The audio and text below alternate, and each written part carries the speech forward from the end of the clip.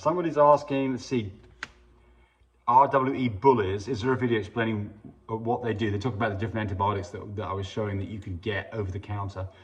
No, you need to go Google it. I mean, look, you know, there are different antibiotics that work in different ways. And I'm not a vet, and I certainly don't want to start giving people advice on which antibiotics to be used, because I think that's a liability for me. But you know, amoxicillin's very broad spectrum type of antibiotics used for a lot of different things.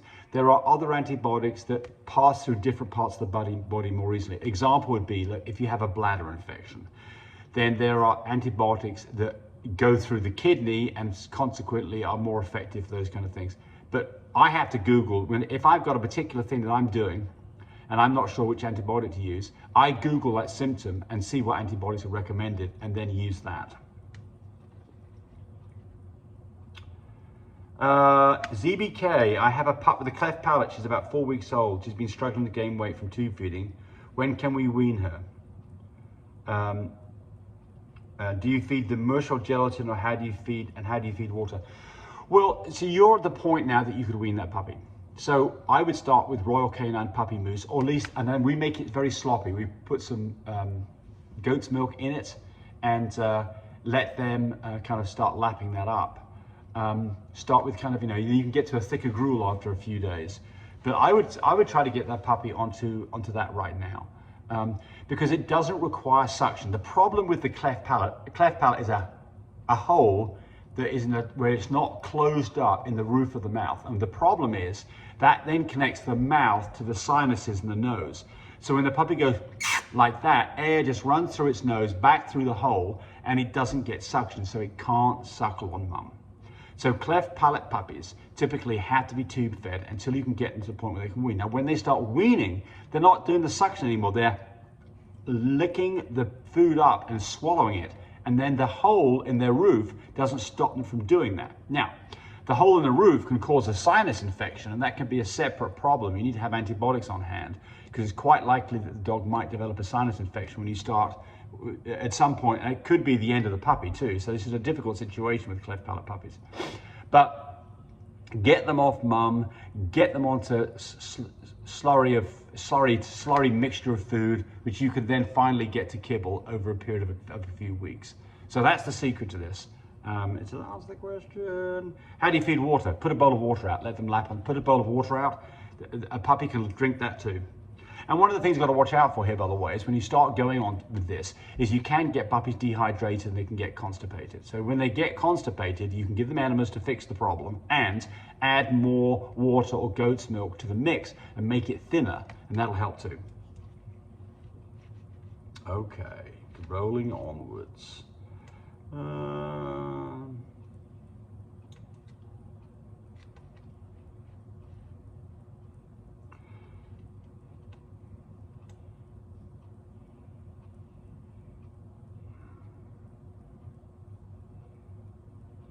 Oh, so we've got a couple of people here talking about my Teachable idea. So I'm going to start having downloadable seminars on Teachable. I'm still probably a month or two away from having that. It will be a subscription service. And it's going to have I don't know, I'm going to have 3 separate sections. There's going to be one on studs, there's going to be one on getting dogs pregnant, another one on puppies. And there'll be discounted prices if you sign up for more than one of these, and discounted price if you sign up for more than a month. I'm going to charge for it, and it's all going to be laid out, indexed, so that you can.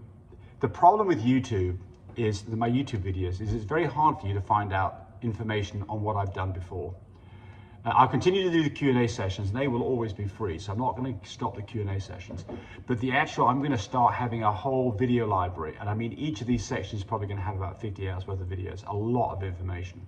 So I think it'll be very useful for you, but it is going to cost money. But it's not going to be a huge amount. We'll make it affordable, and you'll get discounts if you join more than one of those groups. But I'll get more information to everybody. And people who are interested, give me a thumbs up. I'd like to know whether, I'm spending quite a bit of time and effort on this, and I don't want to do it all for naught. So if people think it's a good idea, give me some encouragement. James, this is Danielle. If the dog is 40 months old and its first heat, would you consider breeding? Yeah, I mean, a dog that's over a year old that's got the majority of its full weight can be bred. I mean, if you think about this, as far as the evolution is concerned, if these dogs were out in the wild, they would absolutely get bred. Now, The problem is that first heat dogs who are around a year old or a year and a bit, they're the harder ones to get pregnant. So you may try to breed her and not get her pregnant. So don't be disappointed if you're not successful in this first round. But I mean, as long as she's a decent sized weight and she's acting like a happy, healthy dog, I would breed her. Other people want to wait for the second heat, and I mean, that's fine too.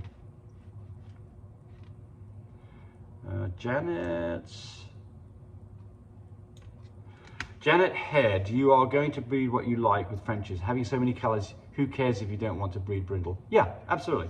So, yeah, you should breed what you want to breed, right? You know, I think that when you breed dogs, is that you should ask a number of questions of yourself. The first one is, what's your intent here? Are you breeding dogs so that you can go in the show ring? Are you breeding dogs so that you can sell dogs? Are you breeding dogs so that you can give away dogs to family members? You know, all of those things need to be part of the equation as to what you decide you're going to breed to, because when you start getting into these more rarer colors, I don't know if the right rare is the right word for it. I don't like to use that word really. But anyway, if you get into dogs with more DNA color-wise, they get more expensive, and some of them can be very expensive. So, you know, there are some stud fees out there that are, you know, tens of thousands of dollars. I mean, you need to think twice if you're going to breed to those to make sure this makes sense for you.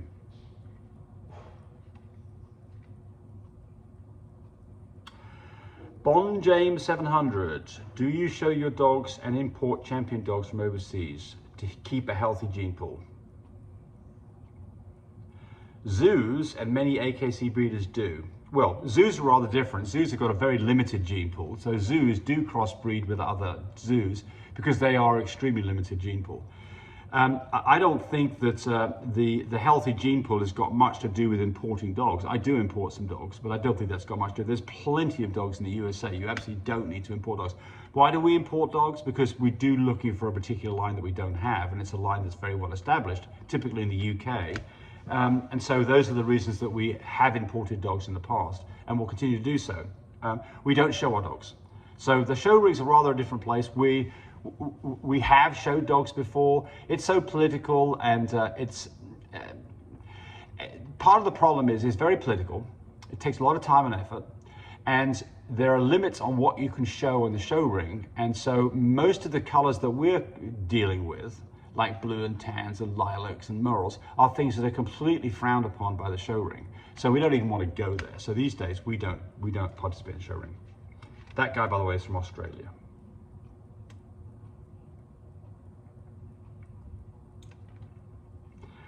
Carlos Peralata.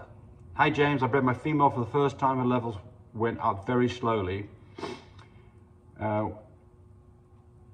She went from 5 to 7 in a week, and then she went up to 8 in 4 days, and I have to breed at level 10.5 because I tested her progesterone level 9 times and she was level 10 for a week. Do you think she's pregnant? Probably not. Now, if you bred on it, so you didn't say what kind of machine it was, but look, a 10.5 is you might get somewhere with a 10.5. That you would think that'd be a day early, but this dog's been rising so slowly without continuing to take progesterone levels and make sure she's finally getting above a 20. There's no guarantees. Well, there's not any guarantees anyway, but I suspect they're probably not pregnant, unfortunately. What would I do next time? I would do less tests spread out over a longer period. Generally, when I've got these dogs where their numbers are rising slowly, they tend to be in younger dogs, so what we would call a prolonged heat cycle. What I do is this, or what I advise my customers is this. Go do your first progesterone test, see what the numbers are about day 6. Should be, you know, a 1 or a 2, something like that. If they're considerably less than that, less than 1, then I would wait. If her blood color is red, I would wait until her blood color starts to lighten up and then start testing again. And then when you get to a level of around a 7, test every day, breed on a 15, breed 2 days later, retest to make sure the dog's above a 20, and that will probably get you good results. Oh, John Millard, Billjack makes dry dog foods as well as others. Some of our dogs love it. Okay, I haven't tried the dry dog food. I know it's available. I haven't seen where you can buy it though, because we just go to Walmart and buy the frozen section stuff. Somebody's saying about noise cancelling for our videos in the car. They say use AirPods for mics, give one to Tammy, so you both have an earpiece. Yeah, we'll give that a shot. Brian Alicia, what are the pet breeding medications, the pre-breeding medications for mum? So what we do is this. We give 5 milligrams of folic acid from the moment we did our AI every day. We give a good quality multivitamin, and there are tons out there. And I mean, I can't give you a particular brand because there are so many of them, but it just go, you know, a recognized manufacturer of a multivitamin. We give that daily. And then the only thing that we do is we worm pre-whelp about 10 days before whelp for 3 days with Safeguard. And then we pre-whelp 7 days afterwards for 3 days with Safeguard. That's it. That's all we do. What other vaccinations? Absolutely don't do any vaccinations. That will wipe out your, that'll abort a pregnancy. Don't give vaccinations. Things like steroids, they will wipe out pregnancies too. Don't involve those. Generally, my advice would be is to don't give anything you don't need to give. I hold back on heartworming. I hold back on all those things unless I've got a known problem. Any of those things worry me. And although some of them say they're safe for pregnant dogs, I err on the side of conservatism on that. Hey, thanks for watching. Bye. Thanks for watching the video. I really appreciate people who subscribe to me. It helps me, encourage me to do more of these videos. But do remember, disclaimer here, I am not a vet. I'm not a licensed medical professional. I'm purely a person who's been breeding dogs for the last couple of decades. Any information that you got from this video, use at your own risk. There's nothing implied here, and certainly this should not be used as a substitute for advice from your veterinarian or your medical professional. I hope you enjoyed the video. Come back for more of them. Bye.